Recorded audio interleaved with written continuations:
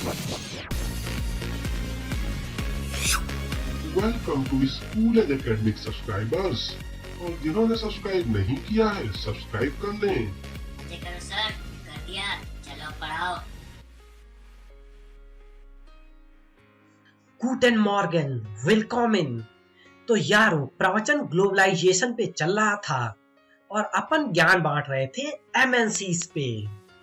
और इस प्रवचन में अपन देखते हैं कि एमएनसी फॉरेन कंट्रीज में कैसे काम करती हैं। तो यार, ये एमएनसी लोग अपनी प्रोडक्शन यूनिट 3 तरीके से सेटअप करते हैं।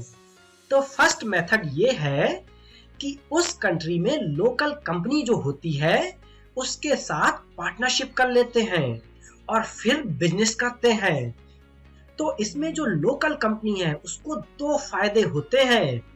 पहला तो उनको एमएनसी से झोले भर भर के पैसे मिलते हैं नई प्लांट एंड मशीनरी खरीदने के लिए, और दूसरा उनको एमएनसी की नई टेक्नोलॉजी मिलती है, यानी कि एमएनसी अपने साथ बिजनेस करने के नए मेथड्स और टेक्नोलॉजी लाती है। और वहीं दूसरी ओर एमएनसी को उस कंट्री में अपने प्रोडक्ट्स बेचने का मौका मिलता है, जिससे उनकी मार्केट बढ़ जाती है और झोला भर भर के प्रॉफिट होता है। और इसका एग्जाम्पल है मारुति सुजुकी। अब आ जाओ देखते हैं दूसरा मेथड। और देश दुनिया की एमएनसी सबसे ज्यादा यही मेथड फॉलो करती हैं। इस मेथड में एमएनसी वहां पे सेटअप हो रखी लोकल कंपनी को खरीद लेती हैं और फिर वहां अपना प्रोडक्शन बढ़ाती हैं। और ये एमएनसी अपनी मोटी मोटी जेबों से पूरी की पूरी कंपनी ही खरीद लेती हैं। यार, इन एमएनसी के पास पैसे तो भर भर के होते हैं। जैसे कि यार, कुछ कंपनी तो इतनी बड़ी होती हैं कि इनका प्रॉफिट तो कुछ कंट्रीज की जीडीपी से भी ज्यादा होता है। और यार, ये सही बात भी है। पार्टनरशिप का क्या करना जब तुम पूरी की पूरी कंपनी ही खरीद सकते हो। और इसका एग्जाम्पल है रिलायंस। आए दिन कोई ना कोई कंपनी खरीदता रहता है। तो चलो यार, अब आ जाते हैं तीसरे मेथड पे। इस मेथड में एमएनसी प्रोडक्शन को कंट्रोल करती हैं। तो डेवलप्ड कंट्रीज की एमएनसी दूसरे कंट्रीज में बहुत सारे छोटे मोटे प्रोड्यूसर्स को अपना प्रोडक्ट बनाने के लिए ऑर्डर दे देते हैं। जनरली ये सब गारमेंट्स, फुटवियर और स्पोर्ट्स आइटम के बिजनेस में होता है। और फिर जब उनको प्रोडक्ट मिल जाते हैं तो उस पे वो अपना लोगो चिपका के 100 रुपए की चीज हजारों में बेचते हैं। और यार, इसका सबसे बड़ा एग्जाम्पल है वुडलैंड, नाइकी एंड रिबॉक की खड़ाऊ। अरे मेरा मतलब है जूते।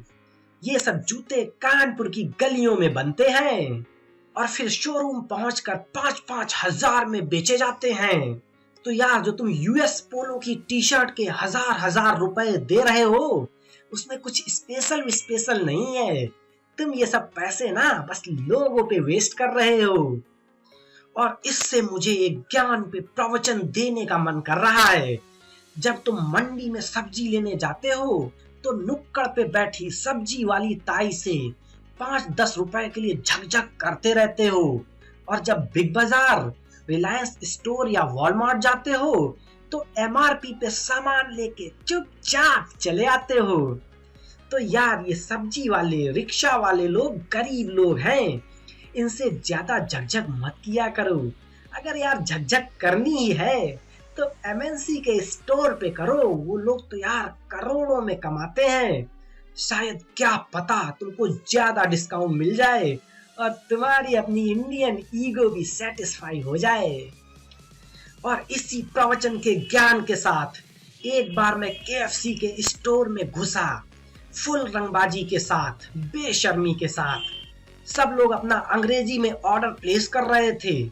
जब मैं काउंटर में पहुंचा तो सुंदर सी बाला ने बोला, may I help you sir, what you like to order.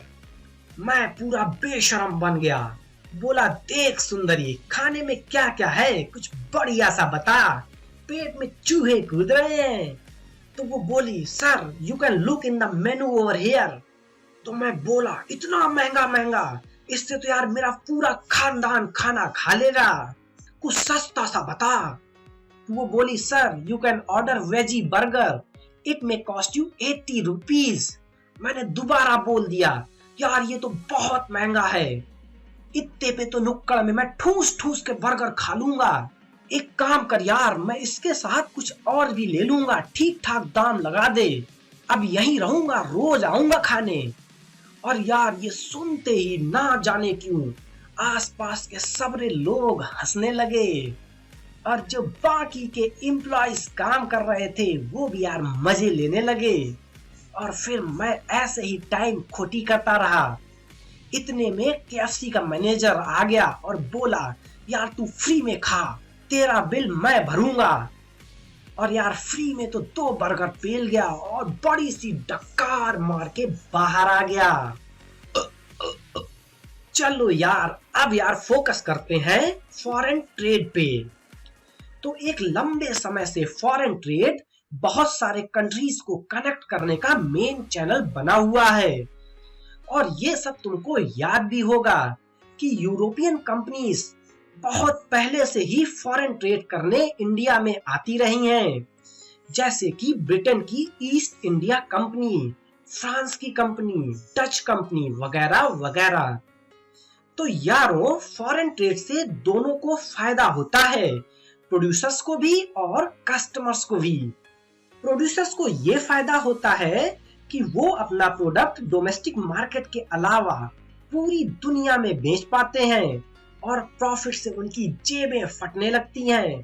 और वहीं दूसरी ओर कस्टमर को क्या फायदा होता है, उन्हें वर्ल्ड का बेस्ट क्वालिटी का प्रोडक्ट मिलता है और उन्हें भर भर के चॉइसेस भी मिलती हैं कि किसका प्रोडक्ट यूज करें।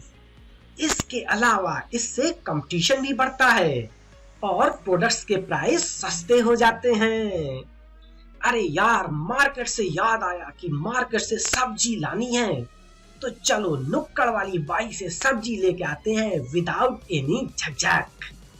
तो चलो यार, मैं तो निकला और तुम भी सब्जी वब्जी लेके आओ, नहीं तो खाना भी नसीब नहीं होगा। चलो बाय बाय।